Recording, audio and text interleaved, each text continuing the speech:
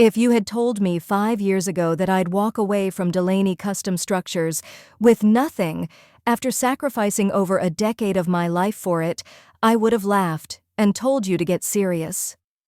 My name is Camille Delaney. I'm 35, and I used to believe in things like loyalty, legacy, and family-built empires. While my friends in Austin, Texas were brunching on patios or planning weddings in the hill country, I was on job sites at 6 a.m., steel-toe boots caked in dust, triple-checking permits and redesigning layouts on the fly. I wasn't part of the family business. I was the business. Or so I thought.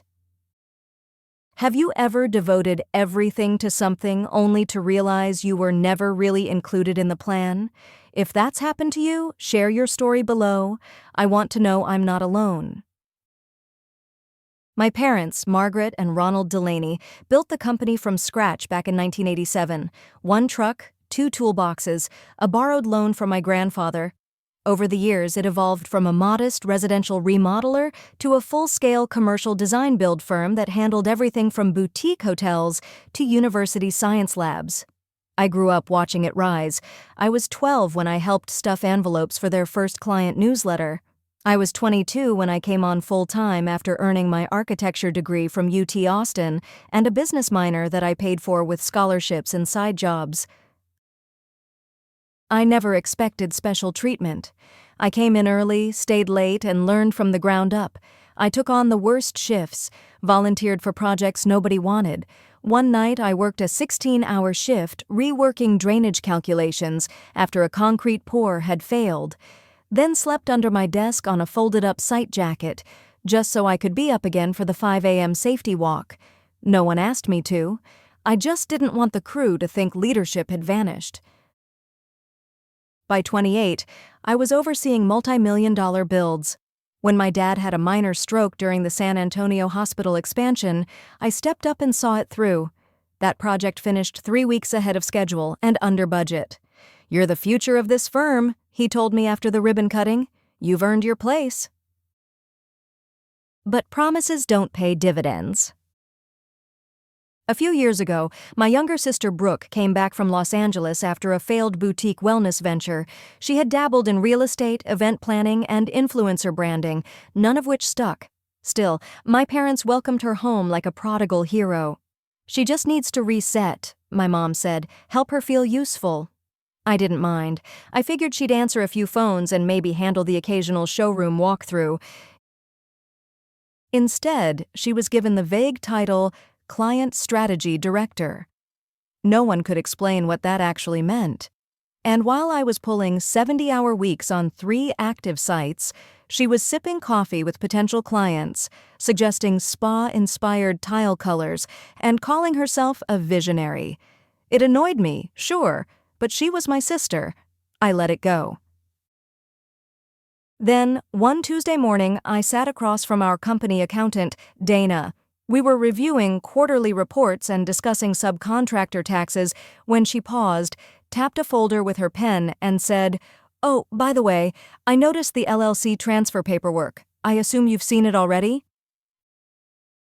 I blinked. "What paperwork?" Dana froze, eyes widening slightly. Then, slowly, she slid a printed document across the desk. It was a state-filed ownership amendment. The ink was dry, the seal was embossed. Delaney Custom Structures, effective as of 4 months ago, was now 100% owned by my sister Brooke. I don't remember how I left Dana's office.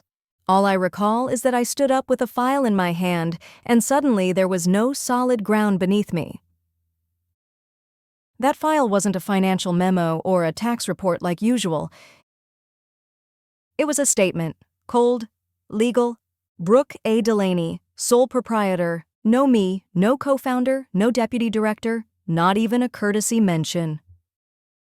Have you ever come across something that made your entire inner world collapse? A sentence, a piece of paper, a detail that made you realize you no longer belong to the place you once called home? If you have, please share. I need to know I'm not the only one. Dana looked at me, concern in her eyes. She tapped her pen lightly on the desk, then spoke softly. Camille, I thought your father had already told you. I swallowed hard, my voice dry. He never did. Dana flipped the document back over, then hesitated. The filing date was October 14th. They said, it was part of the succession plan. Brooke would be the new leader. Branding direction, long-term client strategy, modernization. 3 months ago. 3 months during which I lived in construction dust, working 70 hours a week, pulling permits at midnight, fixing technical disasters no one else dared to touch. 3 months I thought I was still leading the family company, while they had already erased my name behind my back. I said nothing more, just quietly left the office, got in my car, and drove aimlessly. I drifted down familiar streets like a ghost. No tears, no shouting, just numb. I stopped in a small parking lot in front of the sandwich shop where I used to grab rushed lunches back when I was an intern. I didn't go in, just sat in the car, staring blankly at the steering wheel like it might hold answers to the storm inside me. My phone buzzed, a missed call from the HVAC contractor. Then a message from Brooke. Hey, are you swinging by the site today? Clients are visiting at 2. See you there. I stared at the message like it was some cruel joke. I didn't reply. That evening, I drove to my parents' house in Westlake. Warm yellow lights spilled gently from the front porch. Everything looked as peaceful as it had always been. But inside me, something had broken, irreparably. My mother opened the door with a polite, almost host-like smile. Camille? What a surprise! Come in, sweetie. I just made a charcuterie plate. Is Dad home? He's watching football in the living room. Is something wrong?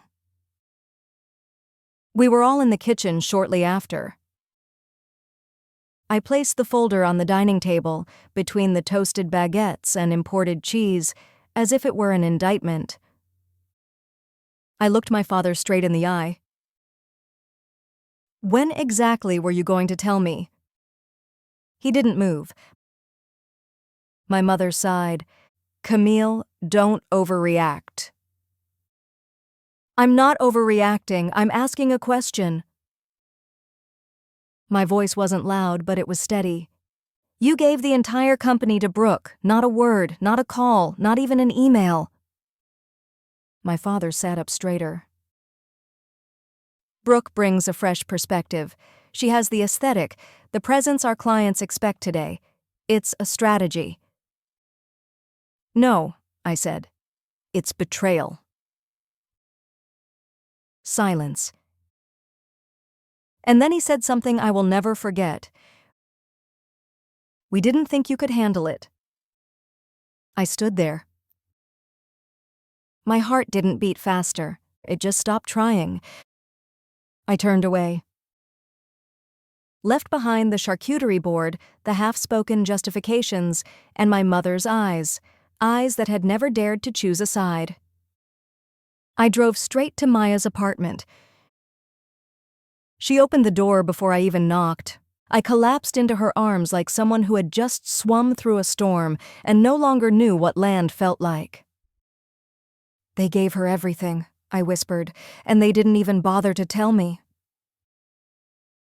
Maya didn't say anything. She just held me, an embrace with no questions, no conditions, only presence. The next morning, Brooke posted a photo on Instagram. She was sitting confidently in our newest commercial showroom, posed like she had built it herself. Behind her was a whiteboard cluttered with words like Brand Refresh, Elevate Design DNA, and Q1 Vision 2025. Her caption read, Early strategy meetings, long hours, building legacy, one client at a time, feeling blessed. Have you ever watched someone claim credit for something you built with your own hands and smile like it was theirs all along? What did you do? Tell me below. I'm listening. I stared at the photo, thumbs still. That showroom had taken 6 months to complete. I managed every part: fire permits, supplier delays, custom tile orders that arrived cracked twice. I remember standing on site at 6 a.m., sweeping the floor myself so it would be presentable for the first client walkthrough. Brooke? She breezed through one afternoon to light test the sconces and snap a few boomerangs for her story. Now she was calling it Legacy.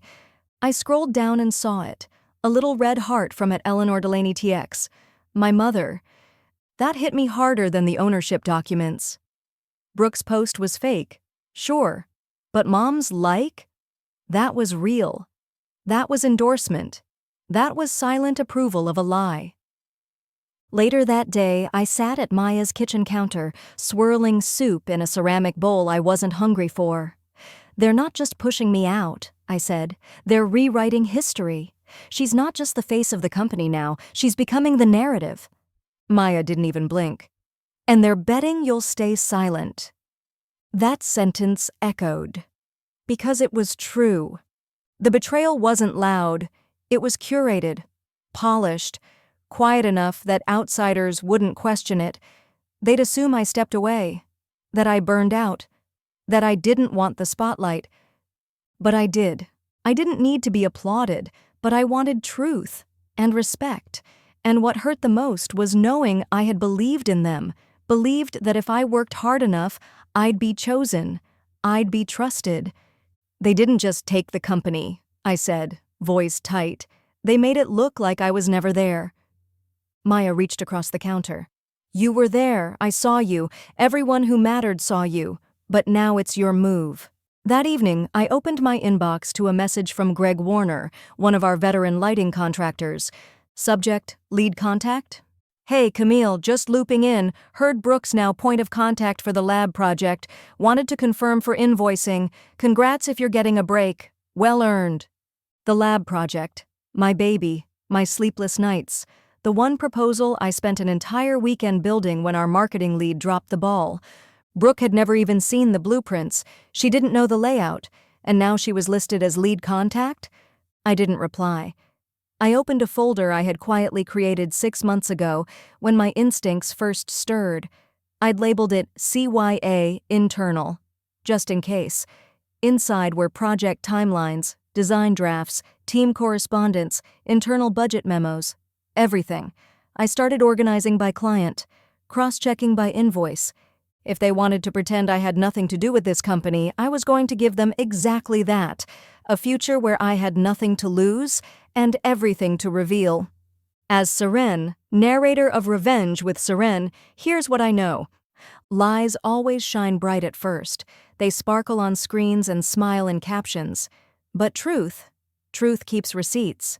Camille wasn't being petty. She was preparing. And sometimes the smartest revenge doesn't scream or slam doors. It watches, it documents, and it waits until silence becomes strength. I used to believe betrayal was loud, that it came with yelling, slammed doors, and final words.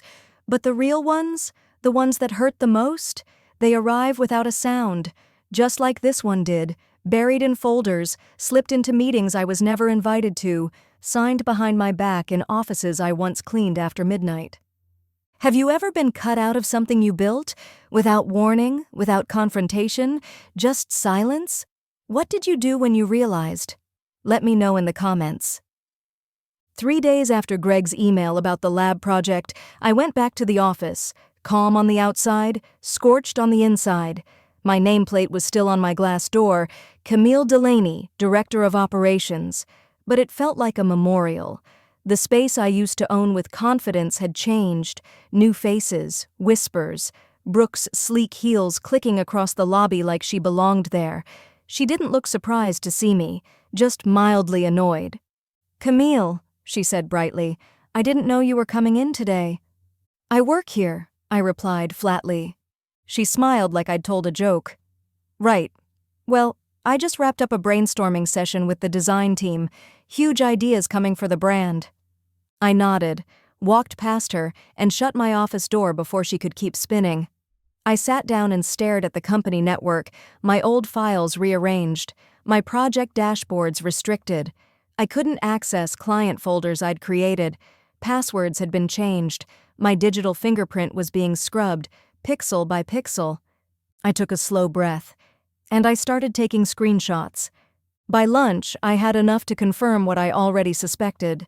This wasn't just a restructuring, it was a silent coup. A takeover dressed in soft pastels and corporate press releases. Brooke wasn't just being promoted, she was rewriting every part of our business history with my parents' blessing. That afternoon, I called Daniel Chen, our old corporate lawyer. He'd been with the firm for years but left 2 years ago to start a private practice. He had always liked me, trusted me. "Camille?" he answered after the second ring. "I was wondering when you'd call." I blinked. "You knew." "I didn't know everything," he said carefully. "But I noticed when your parents started changing the LLC structure. I asked if you'd been involved. They said it was being handled." I stepped away after that.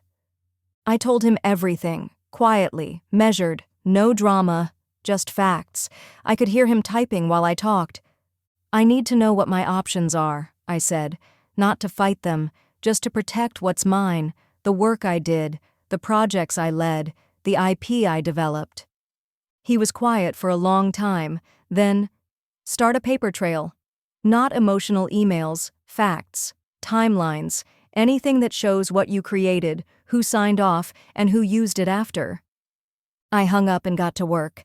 For the next 2 weeks I played the long game, smiled in meetings, took notes, cleaned out my email one folder at a time, backed up every design file that still bore my initials. I started coming in early before anyone else, and stayed late when only the janitor was around. Not because I needed to, but because I wanted them to think I was fading out. Brooke, meanwhile, was basking in her new spotlight. She updated the company website with a "From the Desk of Brooke Delaney" blog post, complete with soft-lit photos of her holding a branded coffee cup like she was starring in a lifestyle shoot. She hosted a team culture reset brunch where she passed out gift bags that included scented candles and personalized notebooks with inspirational quotes like, "Lead with light." It was almost impressive how good she was at playing the visionary. And then, one morning, I found it. Buried deep in the internal SharePoint archives under a folder marked Transfer Protocols was a scanned, notarized document titled Delaney Legacy Succession Memo, Confidential. It wasn't just a leadership change, it was a secret inheritance. According to the memo, ownership of Delaney Custom Structures had been reassigned in full to Brooke through an internal equity reassignment clause embedded in a family trust, one that had been amended while my father was recovering from his stroke 2 years earlier. It had been planned for a long time. My name was nowhere in it, not as successor, not even as staff, just gone. I closed the file, sat in silence, let the betrayal wash over me like cold rain. Not because I hadn't expected it, but because they had planned it when I was working double shifts and sleeping on site to finish the hospital build, when I was skipping birthdays and giving speeches at trade expos in their name. They had already decided I was loyal enough to use, but not enough to keep. That night I didn't go home. I drove to a lake an hour outside of Austin where my dad used to take me fishing when I was little. I parked at the overlook, windows down, air sharp with winter. I sat there thinking about all the times I said yes when I should have asked why, all the times I excused silence because it came wrapped in politeness, all the times I believed someday would be worth it. I stayed until the sky turned orange, then I started the car. As Seren, narrator of Revenge with Seren, here's what I believe. Real betrayal doesn't always wear horns. Sometimes it shows up in a trust document, signed in cursive, witnessed by notaries, and sealed with family names. But what Camille learned at that lake wasn't just that she'd been replaced, it was that her silence had made it easy. Not anymore. Because the most dangerous woman isn't the one who yells. It's the one who watches, waits, and collects the keys to the kingdom they thought she'd never open. I didn't quit. Not in the way they expected. I didn't storm out. I didn't slam doors or scream across glass boardrooms. I just stopped asking for space at tables they had already decided to remove me from. Have you ever stayed in a room long enough to realize you're only there out of habit, not because anyone wants you there? What did you do next? Let's talk about it below. I still went to work, still logged hours, but while they were planning press kits and brand revitalization, I was building something more important, an exit strategy. My exit, on my terms. I made it look like I was fading, delegating more, smiling through meetings with less and less input. I let Brooke believe she was taking over piece by piece. The truth? She wasn't stealing from me. I was handing it to her. I was detaching, thread by thread, like removing stitches that no longer held me together. The more she grabbed, the clearer the picture became. She didn't know how to lead. Not really. She knew how to pose, how to talk in hashtags. But running a company meant facing problems that couldn't be posted away. And those cracks were already showing. Vendors weren't returning her emails. 2 clients quietly requested to work with me only. But I let it ride. I didn't want the company anymore. I wanted my time back, my name back, and above all, my peace. I opened an anonymous LLC, registered a consulting agency under a completely different brand, Arc North Strategies. Simple website, no face, no family ties, just clean design, clear offerings, and contact forms routed to an encrypted inbox. Then I began reaching out to the people who mattered. Greg Warner, the lighting contractor who had emailed weeks ago, was the first. "I'm launching something new," I said, more focused. Discreet. "If you ever need an outside strategist who actually understands the site-level work, I'm here." He replied in 20 minutes. "Thank God, count me in." Then came the others. A project manager from Seattle. A real estate developer I'd once helped save $90,000 by flagging a zoning error at midnight. Even a regional hospital chain I'd worked with on a pro bono project 2 years ago. No one asked about titles. No one asked about press releases. They remembered results, relationships, integrity. In 6 weeks, I had 5 signed contracts and a 6th pending. Quietly, under Brooke's nose. Back at Delaney HQ, she was busy planning a corporate holiday campaign. Tradition Reinvented, it was called. The tagline made me smile. She didn't know that while she was reinventing the image, I was reinventing my life. One afternoon, I got a calendar invite from HR. Subject line: Organizational Transition Discussion. My pulse didn't spike. I knew it was coming. I clicked accept and showed up exactly 1 minute early. Inside the conference room sat my parents, Eleanor and Walter and Brooke, all dressed like it was a country club arbitration. Eleanor spoke first. "Camille, we've been reviewing the company's forward strategy." I held up a hand. "You don't need to rehearse this. I already know." Walter leaned forward. "We're offering a 6-month severance package, full health coverage, and—" "I'll waive it," I said. "I'm not here for the crumbs." Brooke looked annoyed. "Camille, this isn't personal." I turned to her, eyes steady. "Everything you've taken is personal." She flinched. That was the first real emotion I'd seen in her eyes all year. "I'll clear out my office by Friday," I said, "but I'm keeping my personal files, and any proprietary materials I created before your trust transfer will be backed up, as a courtesy record." My parents nodded stiffly. They didn't argue. They just looked relieved I wasn't making a scene. That was their mistake. I didn't need to make a scene. I was the scene. I stood, shook hands out of formality, and left. The office door clicked shut behind me, and with it, 15 years of silent endurance. I didn't cry. Not then. I went home, opened my laptop, and uploaded the final files to Arc North's internal system. I reviewed my pending contracts, scheduled kickoff calls, lined up 3 project pitches for Q1. By the end of that week, I had completely vanished from the company I'd built, without headlines, without press releases, just gone. But people noticed. 2 weeks later, I got a text from a junior designer I'd mentored. "Brooke says you're on sabbatical. Is that true?" I replied, "I'm doing exactly what I need to. You should too." A week after that, one of our largest clients reached out directly through Arc North. He didn't mention Delaney, just said, "Camille, we miss your mind. Can we talk?" And in that moment I felt it. Validation not from applause but from recognition.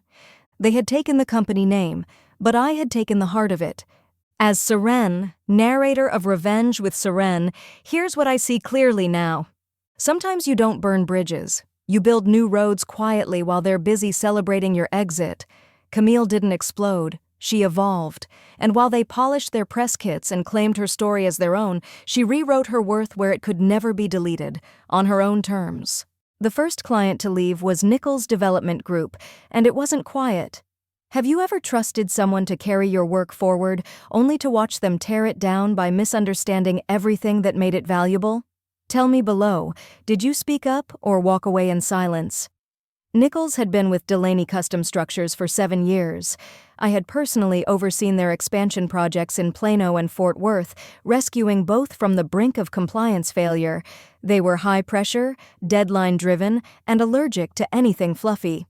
I had earned their respect through precision and responsiveness, 2 things Brooke hadn't mastered. Apparently, she thought a gift basket and a wellness kickoff would be enough to open their 5th location. She replaced site plans with mood boards and sent an intern to a code meeting where city officials walked out. I heard about it from my friend Lena, a contractor who texted, "Brooke sent someone who didn't know the fire exit width standard." Nichols was furious. 3 days later, the call came in to Arc North's private line. It was Robert Nichols himself. "We'd like to re-engage with you," he said. "No problem," I replied, "under a new umbrella." By the end of that week, Brooke had lost their $1.4 million contract. No apology, no announcement, just a quiet space on the Delaney website where their logo used to be. I didn't gloat. I didn't need to. My revenge wasn't in screaming. It was in being chosen. The second was the Bellamy Estate project. Brooke had pitched an entirely new design concept to the family patriarch, a modernist glass and steel approach to a restoration that was supposed to honor the original 1890s Victorian build. The client called it a betrayal of the home's soul. That one hit the papers. "Delaney's new vision misses the mark," the subheading read. The article quoted Bellamy's daughter saying, "We miss Camille's sense of legacy." Again, I stayed silent. Let the narrative write itself. More clients followed. Some quietly asked to pause their Delaney contracts. Others requested refunds. A few simply disappeared from the roster. Internally, Delaney tried to hide the drop by announcing a refocusing phase, but industry people talk, and word was Camille Delaney hadn't vanished. She had re-emerged. By month 3, Arc North had tripled in size. What started as a one-woman consultancy had now become a boutique firm with a research team, 2 project leads, and a part-time data analyst. We didn't do ribbon cuttings. We didn't post office selfies. But our work spoke for itself. I designed our structure around one thing: loyalty. Loyalty to the work, to the details, to the people who did the hard parts no one else noticed. Brooke, on the other hand, was now posting daily on LinkedIn about vision casting and authentic alignment.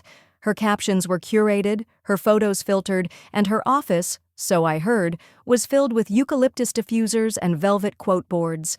Meanwhile, her inbox was filling with silence. Even my parents started to feel the shift. I didn't speak to them directly, but a former admin messaged me, "Your dad looked like he aged 10 years in 3 months. He thought you were exaggerating before. Not anymore." I didn't reply. Not yet. Because my plan was never just about survival. It was about correction. I met with clients Delaney had lost, not to poach them, but to ask, "What did you stop seeing in us? What do you want to never lose again?" They were startled at first, then grateful. I took notes. I implemented systems. I rebuilt not just reputation, but trust. One night, while reviewing a soil logistics report from a Houston expansion site, I got an unexpected call. It was from Gabriella, the former head of design at Delaney. "I want in," she said simply. "You'll have to start as a project lead. No titles, just results." "I figured you'd say that," she laughed. "That's why I trust you." She joined the next Monday. We didn't need hierarchy. We needed people who remembered how this work was earned, not branded. The final blow to Brooke came unexpectedly. One of her influencer friends leaked a private email to a design forum. In it, Brooke had written, "We don't need to understand codes if we sell the vibe." The post went viral. A meme of her quote ended up on a Reddit architecture thread titled, "Design Failures That Make You Cry." It had 38,000 upvotes in a day. By the end of that week, 2 sponsors dropped her Vision Women podcast. Then came a polite but firm letter from a major investor in Delaney. We respectfully request a formal leadership reassessment by Q2. I read it all quietly, from my kitchen window. Tea in hand, sun rising, no calls, no grand confrontation, no, I told you so. Just steady, earned erosion of the empire built on mirrors. As Seren, your narrator from Revenge with Seren, I'll say this. Some revenge doesn't require fire. Sometimes it only takes a single crack in the glass, and patience. Camille didn't raise her voice, she raised her value. And when the noise faded, the only voice clients heard was hers. It was a Thursday morning, the kind that feels like a sigh, gray sky, lukewarm coffee, and the hum of a printer 2 rooms away. I was in the middle of reviewing permit timelines for a potential mid-rise in Atlanta when my assistant forwarded a voicemail with the subject line, "Urgent. Call from Delaney Board." I didn't react immediately. I let the message sit. 5 years ago, that subject would have made my heart race. Now, it barely moved the needle. I played the voicemail on speaker, letting the tone echo across the long walnut table in our new minimalist office. "Ms. Delaney," the voice began, clipped and corporate, "this is Michelle Hargrove from the Board of Directors at Delaney Custom Structures.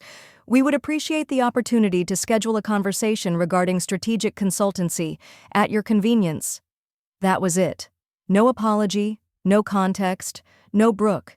It took me 12 hours to call back, not because I was playing a game, but because I needed the time to consider what I'd allow this to become. When Michelle answered, her tone was overly bright, forced.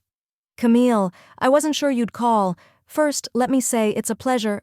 "Michelle," I interrupted gently, "what's the actual ask?" There was a pause, then she exhaled.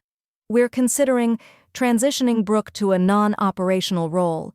The firm has experienced some volatility, and client trust is unstable. The board is hoping to bring in an outside advisor, someone with institutional memory, to help us recalibrate. Someone like you." I didn't speak right away. I wanted her to sit in the weight of what she'd just said, that word, volatility. Such a polished way to say the house is on fire. Eventually, I said, "I'm not sure I'm the right person for that. Arc North is my focus now." "Of course," she said quickly, "and we deeply respect your current trajectory. We're prepared to offer a 6-month consulting contract, your rate, your terms, full autonomy. You'd be reporting directly to the board." There it was. The offer they never thought they'd have to make. I didn't need to ask what had pushed them to this point.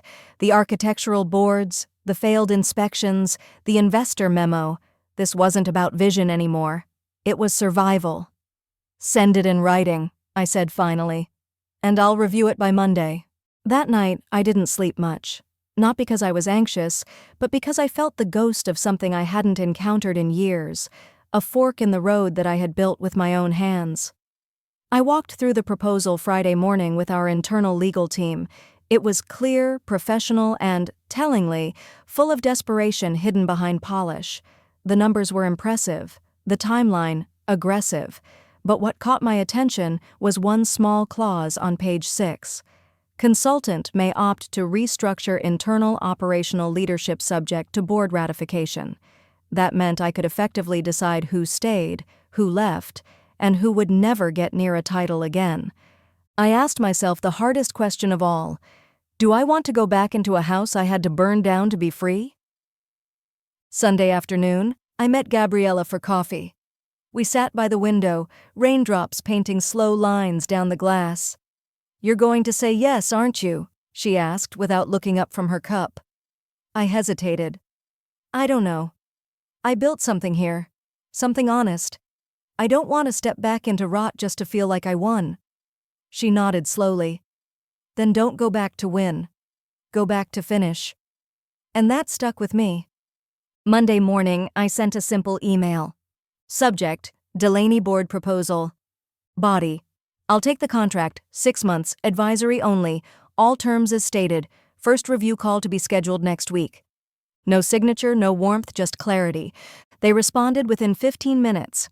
3 days later, I walked through the revolving glass doors of Delaney HQ, not as a daughter, not as a former employee, but as an architect of the reckoning. The lobby looked the same: oversized white orchids, abstract steel sculpture, soft jazz playing from hidden speakers, but the energy had shifted. People looked up when I walked in. Some stared. One junior manager actually dropped her pen. I didn't smile. I didn't wave. I just headed to the executive suite where Michelle was waiting, hands clasped, tension radiating through her blouse. "Welcome back, Camille," she said. "This must be surreal." I looked around the office that had once been mine. Number it's just overdue. As I sat down to begin the meeting, flipping open my iPad and pulling up the firm's latest P&L statement, I felt a rare stillness settle in. This wasn't about revenge in the explosive sense. It was about equilibrium, about returning not to reclaim, but to realign. I wasn't here to scream. I was here to be the silence that followed everyone else's noise. And as Seren, your narrator from Revenge with Seren, I'll leave you with this thought. Sometimes the most powerful seat in the room isn't the one they offered you first.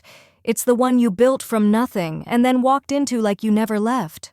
It only took 37 minutes into the first board review for the denial to crack. The numbers didn't lie. Delaney Custom Structures was bleeding.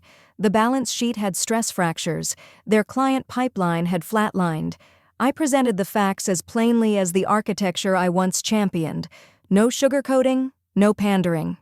"The core problem isn't visibility," I said calmly. "It's trust. You lost it, and the people who could have protected it were either pushed out or silenced." I didn't raise my voice. I didn't have to. My slide deck did the cutting. My silence did the rest. They shuffled in their chairs, one by one, old men with cufflinks and women with too much spin on their words. "We've implemented new outreach strategies," one board member offered. "We believe we're rebuilding momentum." I clicked to the next slide. Screenshots of online forums, private client Slack messages, even a quote from a municipal official. "We miss Camille. We miss accountability." The room went quiet. Have you ever had to face the same people who dismissed you, only now they need you to fix the very thing they broke? Leave a comment. I read everyone. I met Brooke again that afternoon, not by design. She still had an office, though it had been demoted to a glass box on the second floor, far from the views of her old corner suite. Her assistant had quit last week.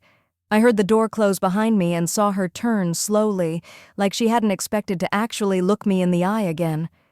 "I figured this day would come," she said. "I just didn't think it would come this soon." I didn't smile.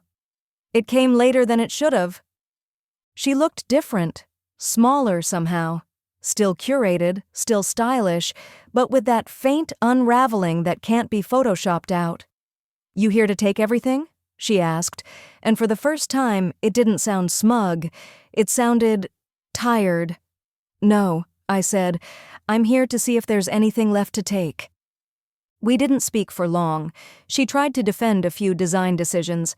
I didn't argue. She tried to explain how hard it had been, how the staff didn't get her vision. I didn't interrupt. I let her run out of justifications. When she stopped talking, I stood. The difference between us, Brooke, is that I was never trying to be seen. I was trying to make sure the work survived. That evening, Gabriella and I sat on the rooftop terrace of our Arc North office. The skyline shimmered with late autumn light. She handed me a glass of Pinot. "How'd it go?" she asked. "Exactly as expected," I said. "They want me to save what they shattered, and they think offering me their mess is a prize." Gabriella smirked. "You going to fix it?" I stared out over the city, watching traffic braid itself down below like veins in a body still moving even when the heart doesn't know it's broken. "I'm going to redesign it," I said. "Strip out the rot, reinforce what's honest, leave the rest." The next week I began restructuring, not with dramatic firings or headline-worthy exits. Quietly, cleanly. I reviewed contracts, met with compliance, brought back a few people who had been forced out. I didn't offer them apologies, I offered them power, and they took it. Not out of loyalty to me, out of belief in the work. One senior engineer, a man in his 60s with hands shaped like blueprints, said, "You're the first person who's asked me what the concrete actually needs, not what the client thinks it wants." That was enough. Slowly, the firm stabilized. Clients who had ghosted began to respond. One by one, city permits moved from stalled to approved. There was no grand reopening, no press release.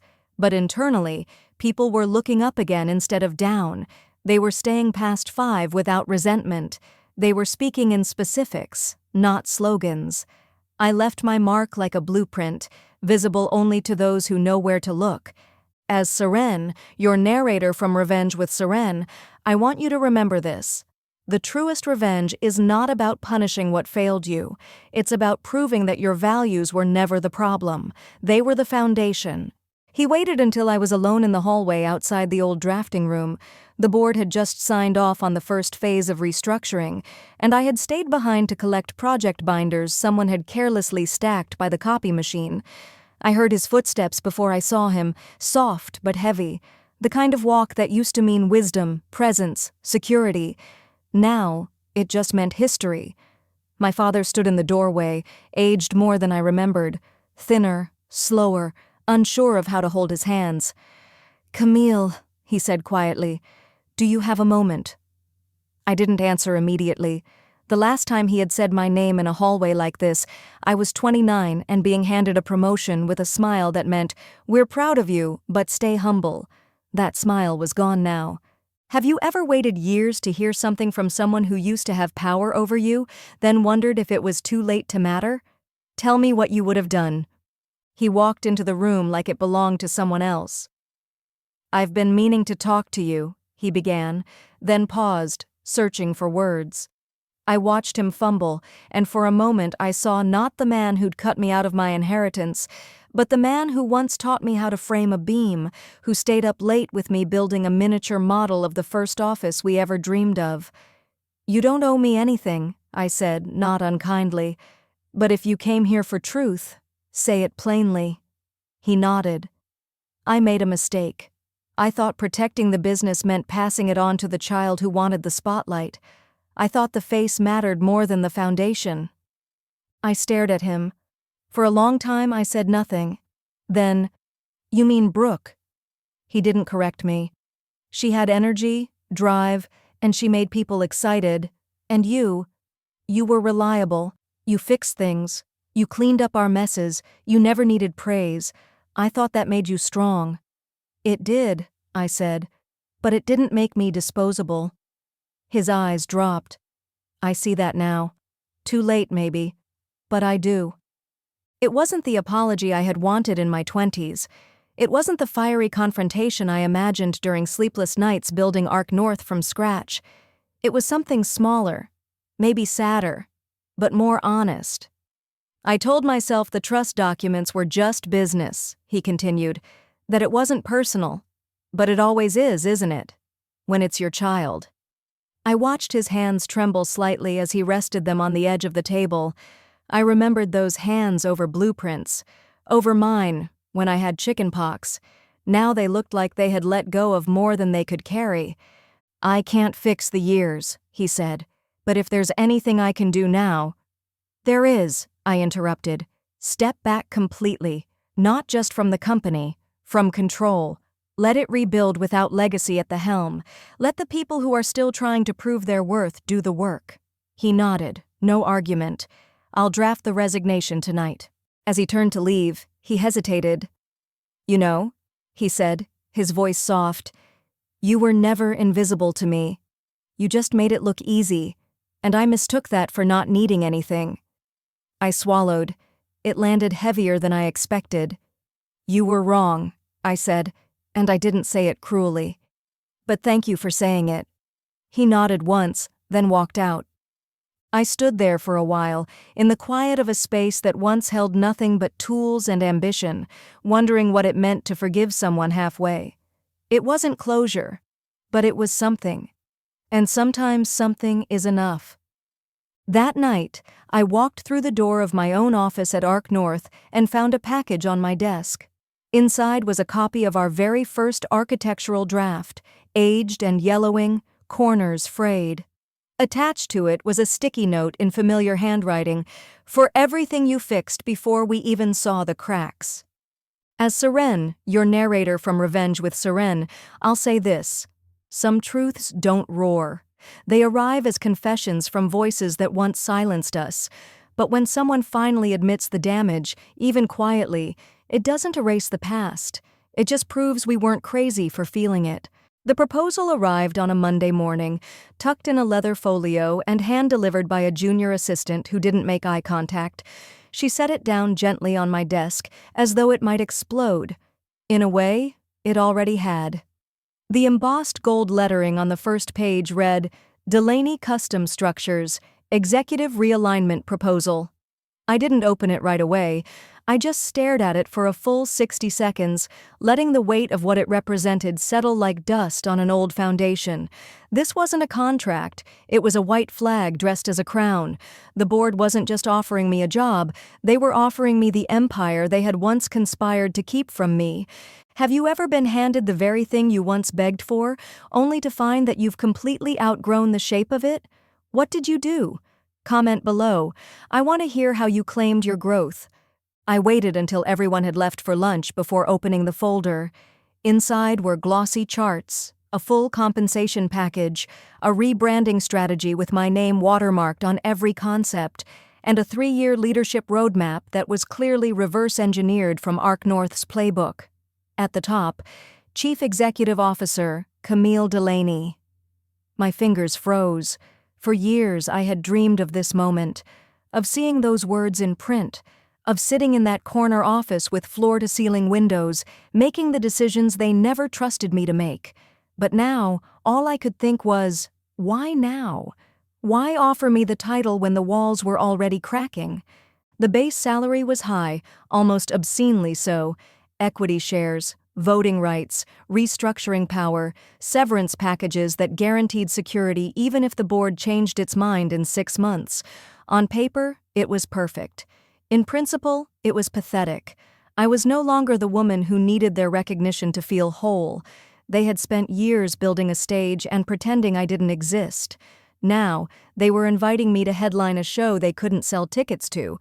Gabriella walked in as I was closing the folder. She glanced at it and raised an eyebrow. "That from them?" "Yeah," I said. "It's all here. The crown, the throne, the kingdom, all of it." She pulled up a chair and waited. "So—" I shook my head, more in disbelief than confusion. "I think I'm supposed to feel vindicated, but all I feel is tired, like they think this offer erases the fact that they buried me for years." Gabriella leaned forward. "You don't owe them anything, least of all your energy." I didn't reply right away. I needed to sit with it. For 2 full days, I let the proposal live on my desk. I didn't touch it again. I focused on Arc North, our upcoming sustainability project in Denver, our new mentorship program for first-generation designers, the spring feature on us in Architectural Digest. I watched as our small, deliberate firm began to shift industry conversation away from flash and back toward functional beauty. Clients weren't just hiring us for work, they were asking us to teach them how to lead.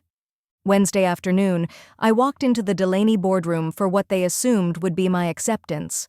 12 chairs, 11 faces that used to pretend not to see me. I sat at the head of the table. Michelle opened with a rehearsed smile. "Camille, thank you again for considering this opportunity. We're so excited about this new chapter. We believe you're the only one who can truly restore the Delaney name to its former—" "Michelle," I said gently, "you can stop. I've made my decision." Her voice caught. "Of course, we're happy to discuss any adjustments if—" "I'm declining," I said.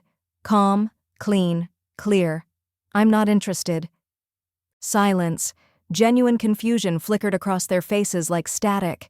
Someone finally asked, "Is there something we could restructure to make it more aligned with your expectations?" I smiled politely. "It's not about the numbers, it's about the math you never learned. You can't subtract someone's legacy for years and then add them back in when it's convenient. That's not leadership, that's damage control." A pause. Then I stood. You're offering me a title to fix what your decisions destroyed, but I don't need a title to know my worth. I built this company's foundation. That's not something you can reassign with a vote. As I walked out of the building, past the receptionist who gave me a sad, grateful nod, I realized how light I felt. It wasn't the power that freed me. It was the clarity. For the first time, I wasn't walking away bitter or bruised. I was walking away whole. That evening, I met Gabriella and the Arc North leadership team at a small restaurant near the river. It was casual, wood tables, string lights, the scent of grilled rosemary and citrus. We toasted to our growth, not our revenge. I told them about the offer. No one asked, "Why didn't you take it?" They already knew. You don't pour clean water into a poisoned well. You build somewhere else and make it better from the beginning. Later that night, I stood alone in my home office, holding the original offer letter. I folded it once, then again, and slid it into a drawer. Not as a keepsake, as a reminder that everything I ever needed, I built after they said I wasn't enough. As Seren, your narrator from Revenge with Seren, let me leave you with this. Sometimes the moment you walk away is the moment you return to yourself. True power isn't reclaiming the crown they once denied you, it's realizing you no longer need their castle at all. It came on a quiet Thursday afternoon, slid casually into my business mail stack like it didn't carry the weight of a small earthquake. Just a plain white envelope, no special markings, no tracking number, no logo. But my name was written across the front in a hand I hadn't seen in years. Camille. No title, no return address, just that one word in delicate architectural script. I stared at it for a long time, maybe 5 minutes, maybe longer. I had just gotten back from a city meeting in Denver, tired, caffeinated, brain buzzing with zoning permits and project bids. But the moment I saw that handwriting, time narrowed. My chest tightened the way it used to before report card days, when I knew I'd done well but wasn't sure anyone in my house would care, because the handwriting was hers, my mother's. I hadn't spoken to her in 3 years. I hadn't heard her voice in 5. The last time we were in the same room, we hadn't made eye contact. And before that? She had stood next to Brooke in the boardroom while my name was pulled off a title plate. Not a word, not even a glance. She had always played neutral, as though neutrality and betrayal was somehow elegant. But now, out of nowhere, an unexpected apology had arrived in my mailbox. What would you do if someone who disappeared when you needed them most suddenly reached out? Too late, too softly, but still with words you always wanted to hear. Would you read it? Would you tear it up? Let me know in the comments below. I carried it into the kitchen like it might burn me, set it beside the coffee pot, poured a mug I forgot to drink. Every part of me wanted to rip it open and scream, "Why now?" And yet, I couldn't move. I just kept staring at it like it might vanish on its own. When I finally opened it, my hands were steady, but my breath wasn't. 2 pages, handwritten, both sides. The first line didn't say, "Dear Camille." It just started, like she couldn't afford the intimacy. I never knew how to be a mother to someone who didn't need permission to shine. You were born with vision. I spent your childhood trying to dull it because I didn't know how to live next to that kind of clarity. I blinked. Your ambition terrified me, not because I thought you would fail, but because I knew you wouldn't. And that meant you'd leave. That meant you wouldn't look back. And you didn't. You ran forward with a strength I never had the courage to claim for myself. I sat down slowly, holding the letter like it might turn to smoke. Her voice rang so clearly off the page, I could practically hear her behind each word, measured, reserved, always curating her emotions the way she curated furniture, neutral, expensive, distant. She confessed things I had only ever guessed, how she had quietly vetoed my name being added to executive decision lists because she didn't want the conflict with Dad. How she had spoken up in private but never out loud, how she had believed I needed softness more than recognition, how she had always known Brooke was insecure around me and adjusted her tone to avoid making things worse. I watched you build without approval, and I knew I had failed you long before the board did. I could barely breathe. I wasn't crying, but my throat felt raw. There were no excuses, no rewriting of history, Just clear, brutal acknowledgement. She even admitted she had known about the board's offer to reinstate me and said she was glad I turned it down. You refusing to come back made me realize you no longer needed to be validated by people like me. That might be your greatest act of strength yet. The last paragraph hit like a brick. I don't expect forgiveness. I just wanted to say what I never had the strength to say when it would have mattered more. I hope someday your daughter will never have to wonder if you see her. I know mine did. I folded the pages neatly and sat in silence. It was the kind of apology that didn't ask to be forgiven. It asked to be understood. And that somehow made it heavier. Gabriella came in about 20 minutes later. She noticed the envelope right away. That from her? I nodded. Yeah, I said softly. And it's not nothing. She didn't ask for details. She just poured us both tea and sat down across from me. That's what I love about Gabriella. She doesn't poke the wound. She just sits beside it, holds space until the bleeding slows. That evening, I didn't call my mother. I didn't text her. I didn't even draft a response. Instead, I slipped the letter into the same drawer where I had kept the offer from the Delaney board. 2 papers, one for power, one for peace. Both relics of a past I was finally no longer trying to resurrect. At Arc North the next day, we finalized our first fellowship recipient, a young Latina engineer whose designs were already outpacing her professors. As I watched her accept the offer, beaming, unapologetic in her brilliance, I realized something simple but profound. I had become the woman I needed my mother to be, not through revenge, not through rage, but through relentless choosing of what was right over what was offered too late. And from me, Seren, your storyteller at Revenge with Seren, here's the truth most stories won't tell you. An apology doesn't require a door to be reopened. Sometimes it's enough to place the letter on a shelf and keep walking forward. You don't always need closure to be free. Sometimes peace is simply choosing not to return to the fire. I wasn't expecting to go. Honestly, I thought I'd toss the invitation the moment it arrived. It came in one of those heavy cream envelopes with gold foil lettering and a wax seal that probably cost more than my first paycheck. Inside, it read, "You are cordially invited to celebrate the extraordinary career and retirement of Brooke Sinclair, co-founder and legacy architect of Arc North." Co-founder. Legacy. I nearly laughed. The event was to be held at the Emerson Club Ballroom in downtown Denver, a place full of grand chandeliers, crystal towers of champagne, and people who wore the same 5 surnames to every gala. I assumed it was a formality, a polite jab, a reminder that despite everything I'd built, I'd be attending as a guest to someone else's legacy. I let the envelope sit on my counter for 3 days before I even mentioned it to Gabriella.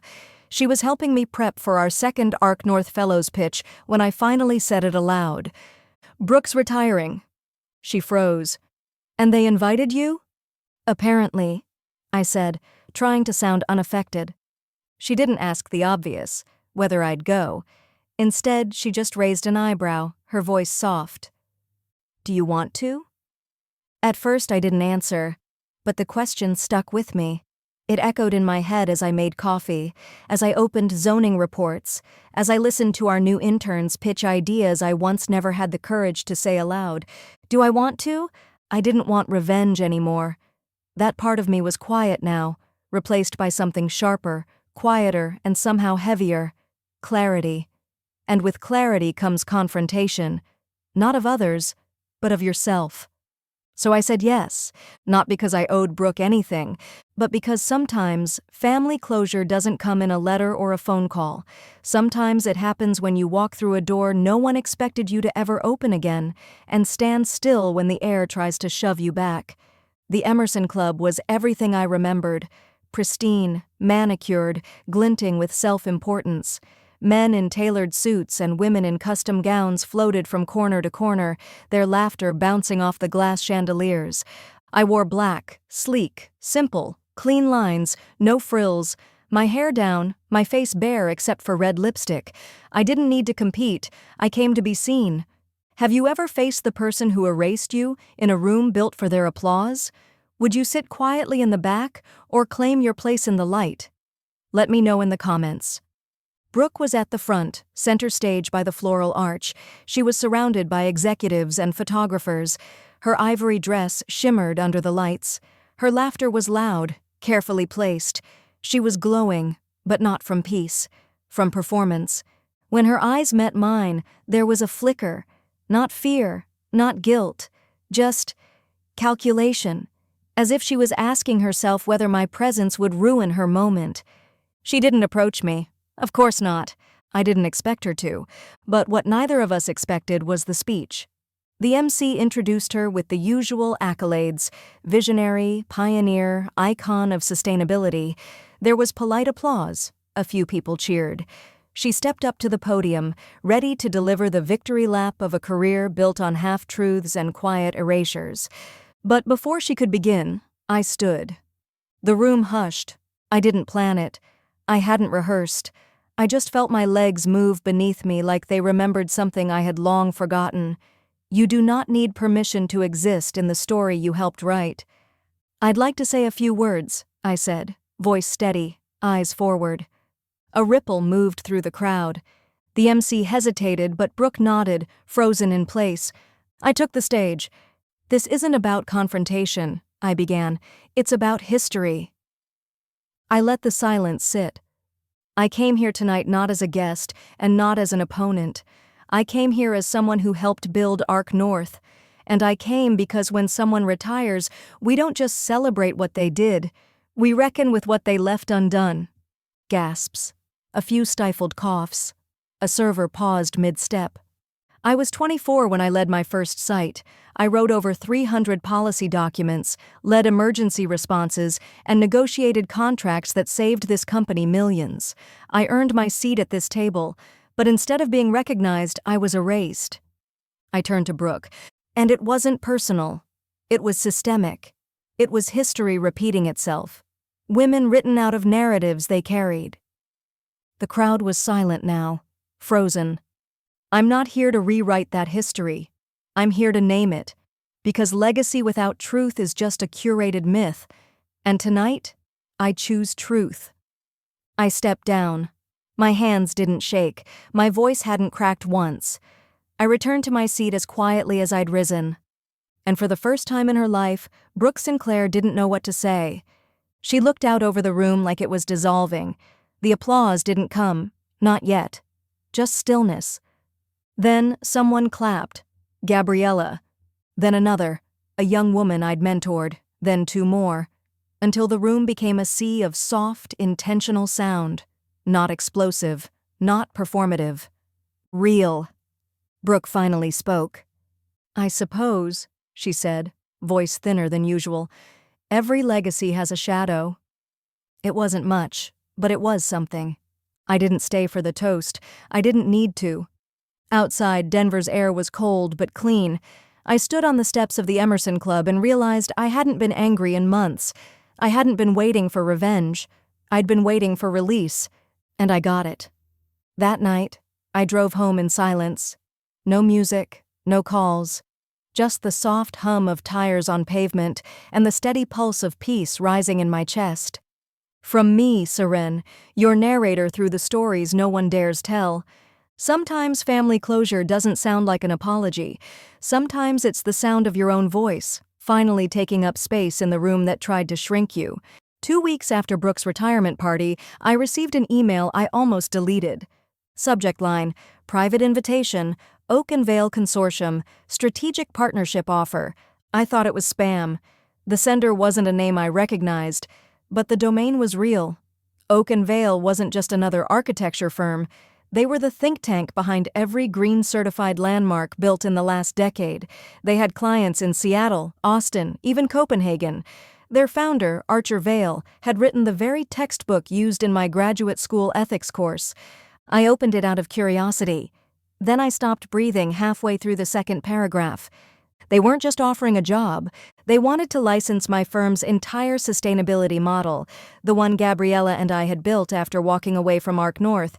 They wanted exclusive rights, a joint venture, and funding to scale our systems nationwide. The offer included a revenue share starting at 11%, flexible equity, and a 6-month co-development contract in San Francisco. I called Gabriella before I even finished reading. Guess who's about to pay for our entire next decade of expansion, I said. She laughed, but it was the kind of laugh you make when you realize the sky just opened for the first time in years.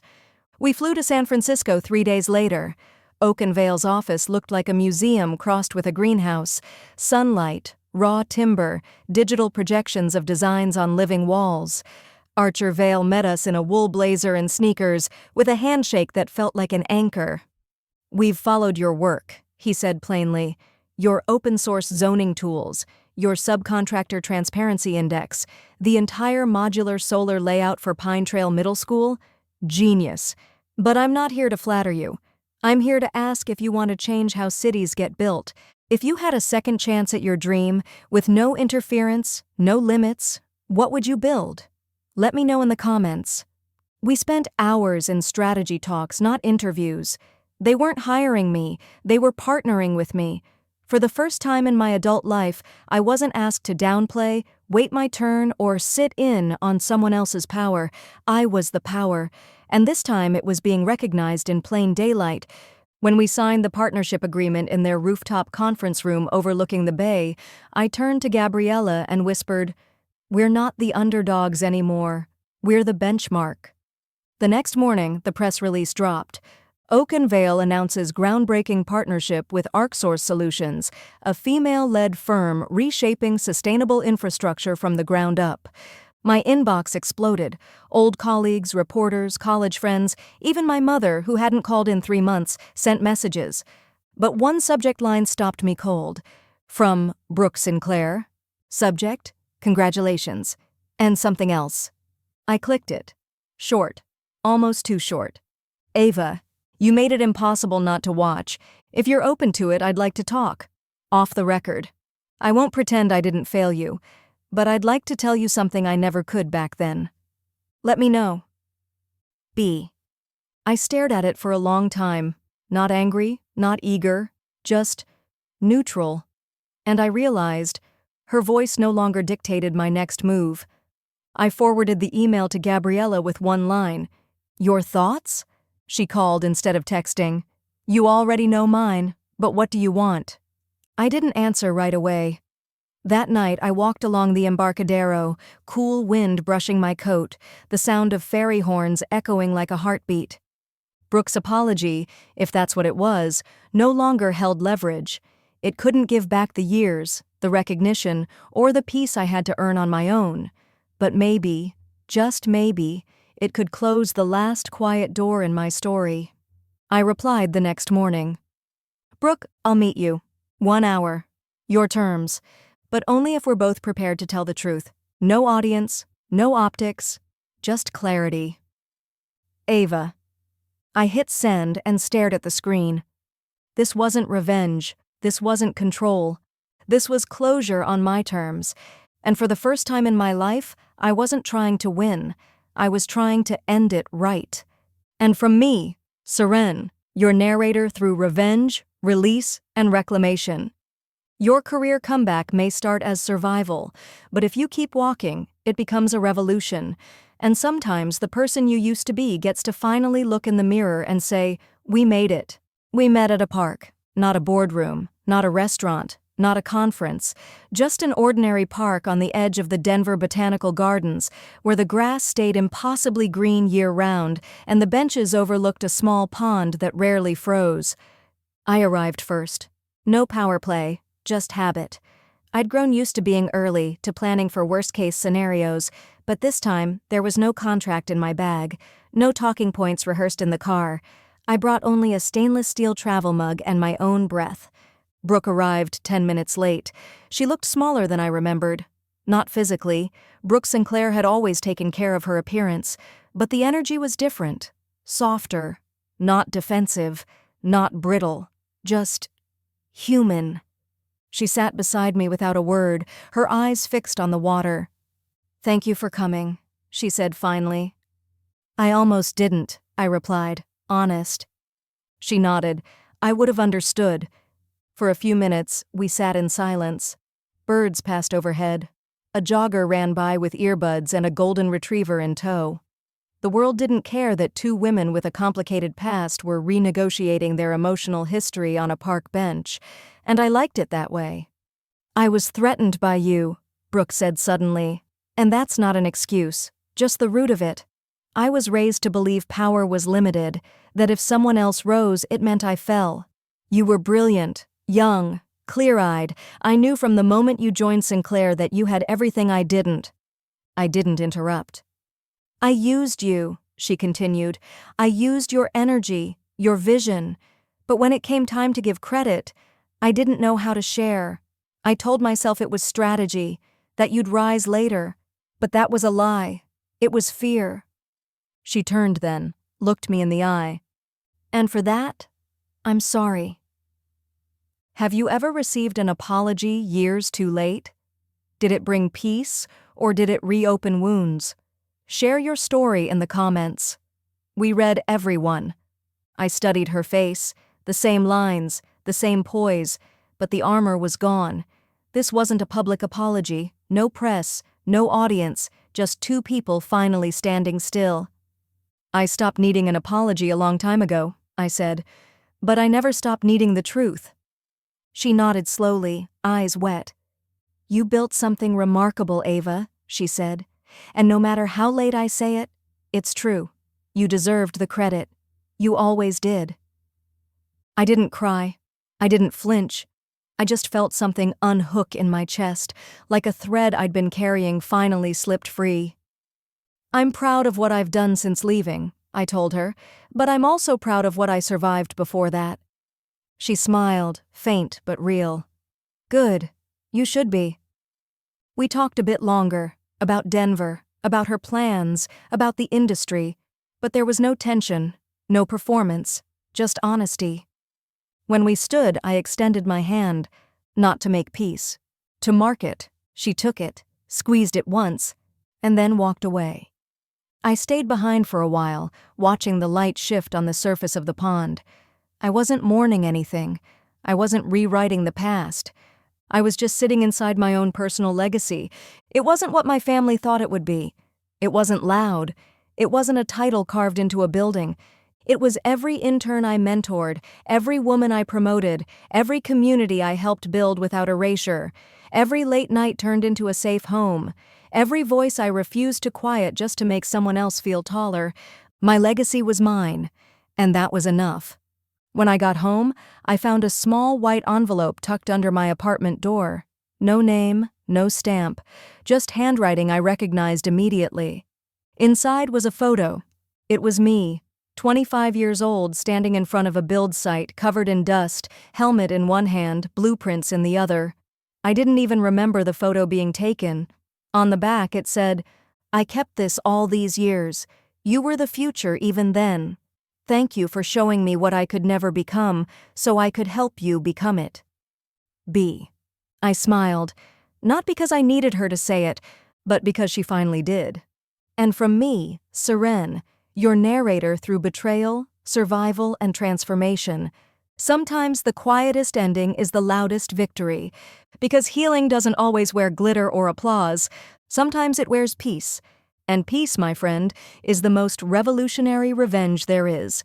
If this story touched you, subscribe to Revenge Why Seren, because some revenge needs no knives, no screaming, just one spotlight and one shining nameplate. And someone they once dismissed, rising, brilliant and unshaken. See you in the next story.